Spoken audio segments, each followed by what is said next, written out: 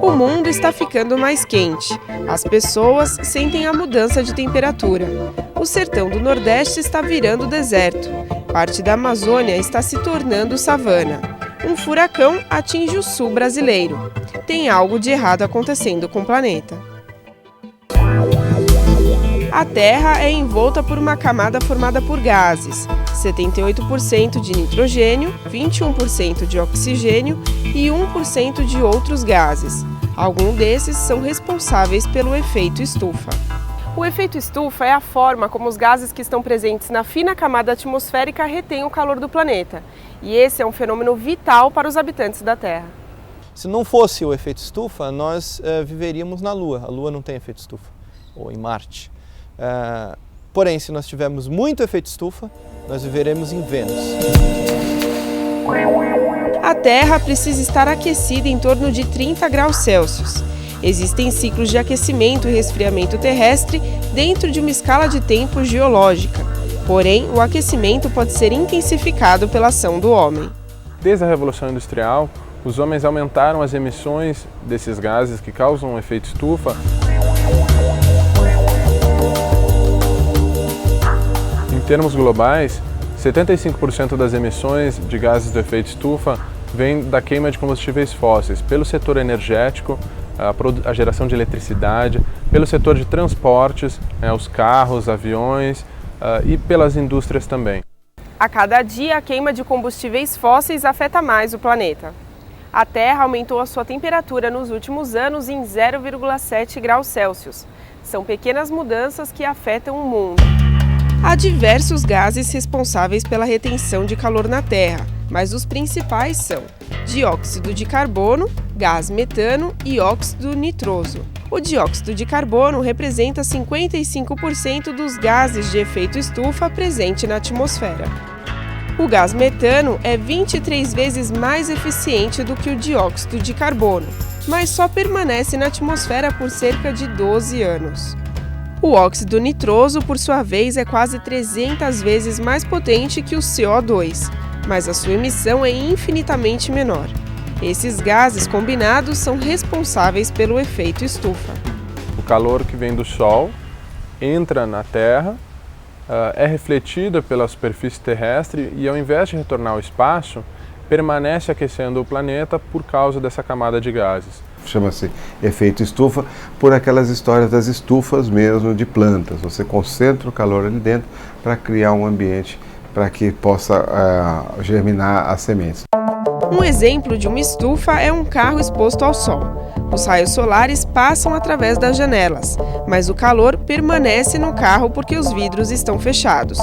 O vidro exerce o mesmo papel dos gases de efeito estufa.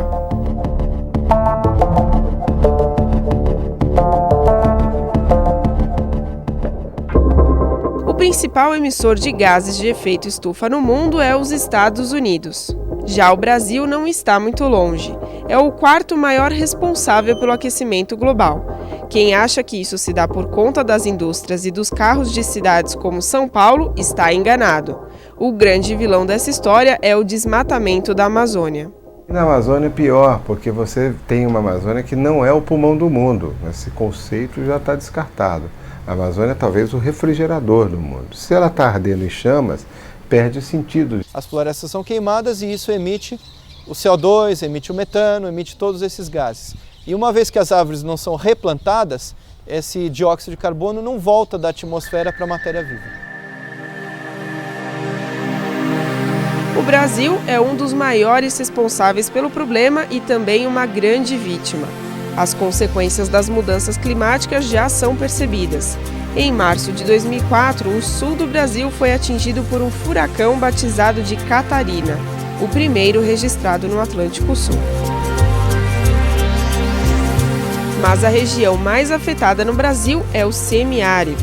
Essa região está se tornando um deserto e a população sofre cada vez mais com a falta de água. O cara que trabalha em casa, o cara que está na rua, o cara que está te atendendo, ou o sujeito que organizou a vida dele junto com a gente aqui, que cresceu junto, pode dar um testemunho como a família dele vivia. Então, isso é uma coisa muito séria, a gente pode aprender com isso. A comunidade científica não tem mais dúvidas sobre a causa ser a ação humana. Antecipar os problemas e encontrar meios para armazená-los. É o que fazem os cientistas do Painel Internacional de Mudança Climática das Nações Unidas, o IPCC. O IPCC é um comitê de 2.500 especialistas de todo o mundo que avaliam a mudança climática, suas consequências e a melhor forma de combatê-la. No ano de 2007 está sendo elaborado o 4º relatório de avaliação do clima. O 2º capítulo, Impactos, Adaptação e Vulnerabilidade, teve um forte impacto na imprensa quando foi publicado. O foco desse primeiro relatório é vulnerabilidade. A vulnerabilidade é basicamente são os impactos que trazem as mudanças climáticas ao homem e ao ambiente.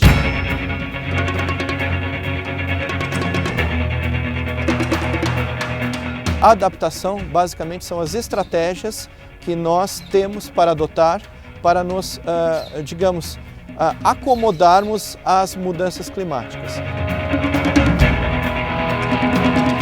O Protocolo de Quioto obriga as nações industrializadas a reduzirem suas emissões para 5,2% em relação aos níveis de 1990 para o período de 2008 a 2012.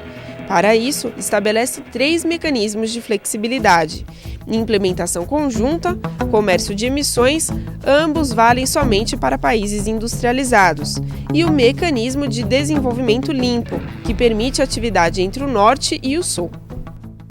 Com o mecanismo de desenvolvimento limpo, os países ricos podem promover a redução fora de seu território.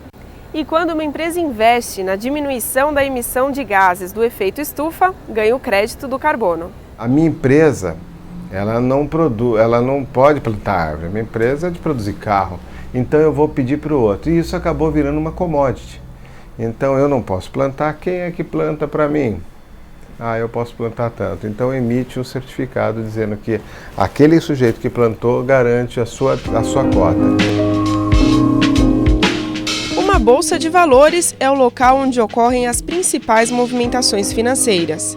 Os investidores negociam ações de empresas de acordo com suas variações no mercado. As preocupações com as mudanças climáticas fizeram com que os investidores se interessassem no mercado de crédito de carbono. É uma commodity igual ao café, igual a laranja, igual a cana, igual ao álcool. Isso acabou virando muita especulação também. Já teve gente aplicando $20 na tonelada de carbono, acreditando que isso ia dar um impacto, e hoje ela deve estar valendo aí, sei lá, $7, $8. Já perderam muito dinheiro em cima disso. O mercado de comercialização de carbono deve movimentar $13 bilhões em 2007.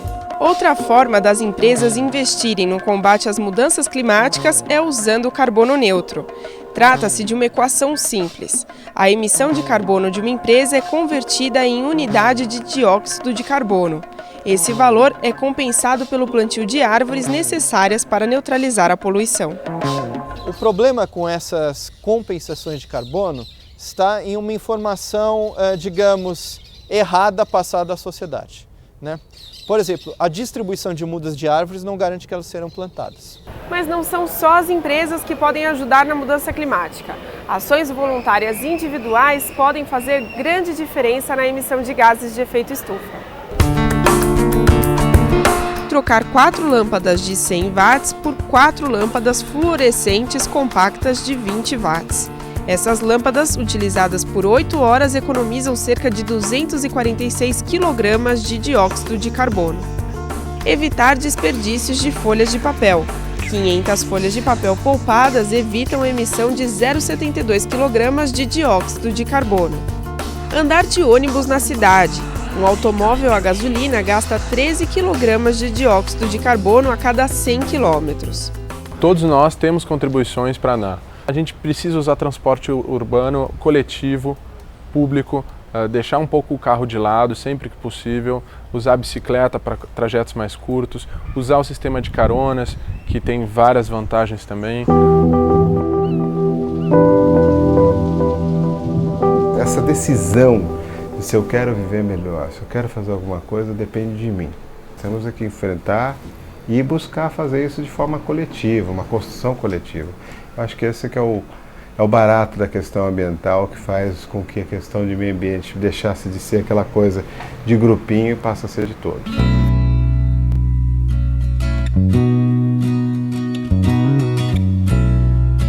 Essas externalidades ambientais, esses custos, serão incorporados à sociedade. A sociedade vai ter de pagar por isso. Quem quiser saber mais sobre as mudanças climáticas pode acessar o site do Ministério das Ciências e Tecnologia, do Greenpeace ou da SOS Mata Atlântica.